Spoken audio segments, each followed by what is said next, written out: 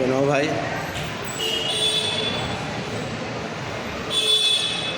आज का दिन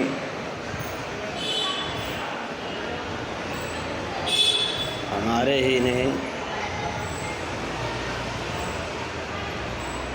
पूरे विश्व के लिए भी महत्वपूर्ण है। आज अयोध्या में श्री राम जन्मभूमि मंदिर के ऊपर ध्वजा का आरोहण हुआ है। आदरणीय प्रधानमंत्री श्री मोदी जी के कर कमलों द्वारा आज आरएसएस प्रमुख श्री भागवत जी, उत्तर प्रदेश के मुख्यमंत्री श्री आदित्यनाथ जी उपस्थित रहे। ये जो ध्वजा का आरोहण हुआ है, ये धर्म का प्रतीक है, संस्कृति का प्रतीक है। यदि आप किसी मंदिर में जाते हैं, बहुत भीड़ भाड़ है, मंदिर में प्रवेश नहीं करते या नहीं कर पाते, तो दूर से 1-8 किलोमीटर की दूर से भी यदि ध्वजा का दर्शन कर लेते हैं, उसको प्रणाम कर लेते हैं, तो संपूर्ण मंदिर के दर्शन का फल मिल जाता है। ये हमारे पुराणों में, शास्त्रों में लिखा हुआ है।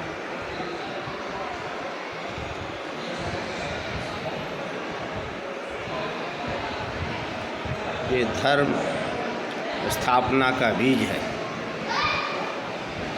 पूरे विश्व को दिखा रहा है कि 500 से ज़्यादा वर्षों से जिसकी प्रतीक्षा थी, उसकी पूर्ति हुई। राम मंदिर बना। एक्चुअल में राम आदर्श के प्रतीक है। राम माने होता है सत्य। राम के भजन में राम वाचक शब्द का तो जपो जपो कहा ही गया है। जन्म से लेके मरने तक, मरने के बाद भी राम नाम सत्य बोला जाता। राम ही सत्य, तो सत्य का प्रतीक है। अपने प्रति प्रतिबद्धता का प्रतीक है। यदि हम अपने प्रति ईमानदार नहीं हैं, तो दूसरे के प्रति कैसे हो सकते हैं? अपने प्रति प्रतिबद्ध नहीं है, तो हम दूसरों के प्रति कैसे हो सकते हैं? अपने प्रति प्रतिबद्ध संकल्प का मतलब ये होता है, जैसे मान लिया सुबह हम उठे और अपने बिस्तर अस्त व्यस्त पड़े हैं, उनको ठीक नहीं किया, चादर वगैरह कहा कि नहीं रखा, तकिया ठीक जगह नहीं रखी, साफ़ सफाई नहीं किया, तो अपने प्रति प्रतिबद्ध नहीं हुए, अपने प्रति ईमानदार नहीं हुए। पूजा पाठ जाप में जितनी देर बैठना है, फर्जदाई कर दिए, 2 माला जपना, 1 ही माला, आधी माला जपे चल दिए, प्रतिबद्ध नहीं हुए, संकल्प नहीं हो। संकल्प से ही सिद्ध होती। हर आदमी सिद्धि चाहता, लेकिन संकल्प और नहीं होता, प्रतिबद्ध नहीं होता। तो आदर्श के स्वरूप ही रामचंद्र जी नहीं थे। राजा के रूप में रहे हों, चाहे भगवान के रूप में रहे हों, वो स्वरूप ही थे सत्य के, धर्म की मूर्तिमान ही थे। इसीलिए कहा गया रामो धर्म विग्रह, राम धर्म का विग्रह है। तो आचरण में डालन करते थे। दुश्मन भी उनकी बड़ाई करते थे। बैरू राम बड़ाई करी हैं।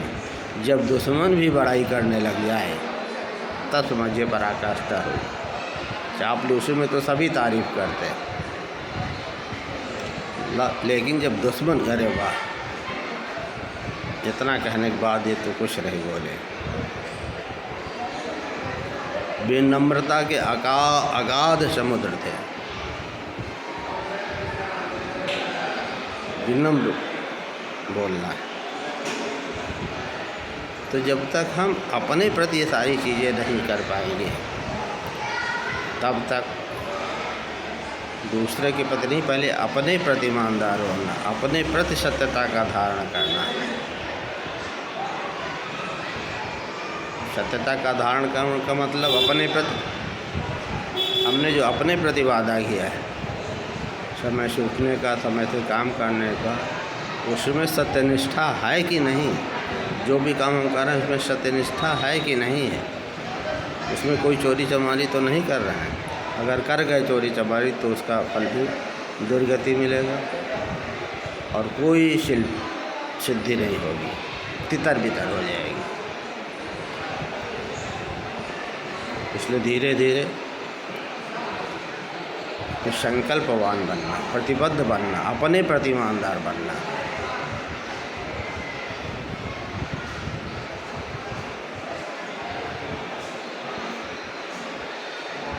ऐसा होने लगेगा तो राम की पूजा अपने आप होने लगेगी। वैसे भी पूजा का उल्टा होता है जाप, राम जप राम जप राम जप। जपेति सिद्धि जपेति सिद्धि जपेति सिद्धि, जितना अधिकस जपस अधिकस फलम। कुल मिलाकर के आज ध्वजारोहण मानसिक आप या टीवी की चैनल से, मोबाइल से देख करके उसको प्रणाम करें अगर बैठे, उसका फल मिल जाएगा। आज भगवान राम और सीता का विवाह भी हुआ था, इसलिए और ये शुभ घड़ी हो गई है। हम लोग मोदी और योगी से शिक्षा ले सकते हैं। कोई राजनीतिक प्रभाव अपने उनके गुणों को देखें, कितने सतर्क है, कितना टाइमबद्ध प्रोग्राम होता है, कितनी मेहनत करते हैं, और सबसे बड़ी बात स्वस्थ रहते हैं। एक क्रमबद्ध ढंग से काम हो रहा है।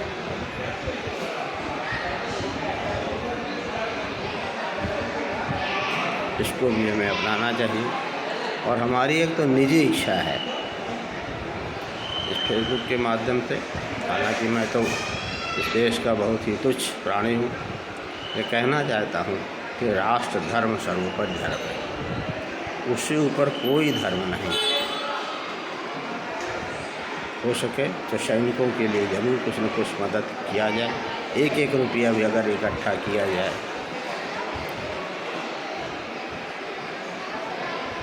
महीने का 30 रुपया होता है, ये उन लोगों के लिए जो सरहद पर ठंडी गर्मी जाड़ा बरसात में हम लोगों की प्राण रक्षा के लिए खड़े रहते हैं, बलिदान होते हैं। उनके लिए प्रत्येक भारतवासी का ये कर्तव्य है, सबसे बड़ी पूजा है। उनके निमित्त जो जिस लायक है, जब बड़े लोग हैं, पैसे वाले हैं, अरबपति खरबपति है तो अपने स्तर से सोचें, लेकिन जो निम्न स्तर का है, यहाँ तक मैं भिखारियों से भी कहूँगा कि जो भीख पाते हैं उनमें से 1 रुपया सैनिकों के लिए अवश्य निकाल करके दान दें। इससे भी उन लोगों को मोक्ष हो जाएगा, परहित भी हो जाएगा, दान भी हो जाएगा। उनके इसके साथ हमारी एक मांग और है।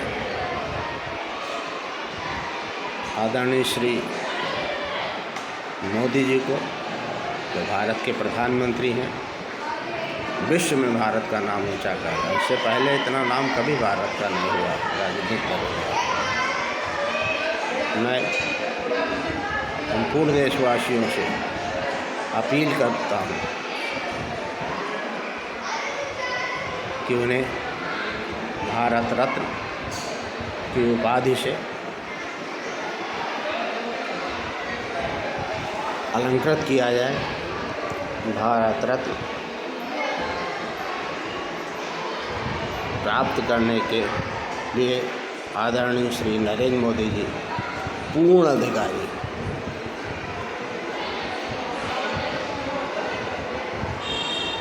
राजनीतिक विचारों से थोड़ा सा उठ करके विपक्ष से भी मैं आग्रह करूंगा कि उनके कार्यों से विपक्ष भी सुरक्षित है, उनके परिवार भी सुरक्षित है। वो बात अलग है, मजबूत विपक्ष होना चाहिए, तर्क वितर्क होना चाहिए।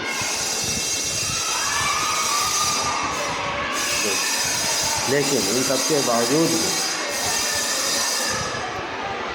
अगर श्री मोदी जी को भारत रत्न की उपाधि मिलती है तो एक महापुरुष के लिए उपाधि होगी। इनका नाम विश्व के महापुरुषों में लिया जा रहा है और महापुरुषों का सम्मान होगा। इसलिए मैं सबसे अनुरोध करता हूँ, चाहे वो राजनीतिक दल हो, गृहस्थ हों, विरक्त हों, कोई भी हो, क्योंकि सबके हितों का ध्यान रखता है। सुर सरि सम सब कर हित होई, सबका हित रखा है, गरीब का, अमीर का, सबका।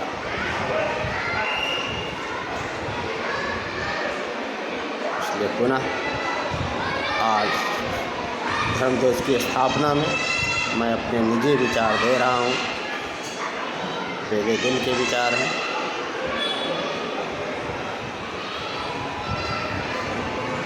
अब जीवन में बहुत कुछ अनुभव करने के बाद आज 66 वर्ष का लगभग होने जा रहा हूँ। ये विचार मेरे दिल से निकल रहा है और ये भारत रत्न की उपाधि आदरणीय श्री नरेंद्र मोदी जी को अवश्य मिलेगी। ये एक महापुरुष को दी जाने वाली अमूल्य उपाधि होगी। इसका फिर मैं आज ध्वज की स्थापना के साथ साथ इन्होंने जो राम मंदिर की स्थापना का संकल्प पूरा किया है, इसके प्रति भी देश की प्रतिबद्धता होगी।